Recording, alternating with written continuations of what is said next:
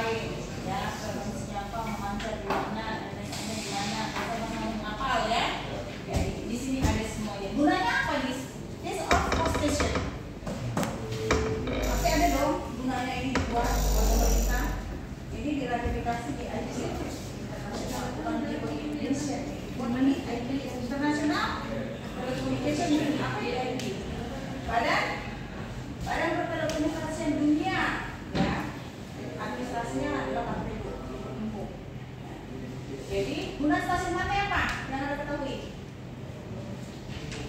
Kadang sebuah kapal masuk di area stasiunnya kita Oke, jadi bilangnya stasiun pantai gunanya adalah untuk menyampaikan berita atau menerima berita atau menginformasikan berita.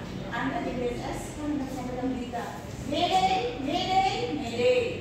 Artinya Anda menyatakan suatu berita mara bahaya yang sangat tinggi. Yang tingkatannya kan ada tingkat. Ada tempen, urgensi, ada securitas. Itu dari security, safety ya. Jadi itu Anda menyampaikan berita tersebut ke stasiun pantai terdekat. Ini semua buku ini adalah stasiun pantai yang berlaku di seluruh dunia. Ya, ini berapa bahasa? Kalau Anda ketahui?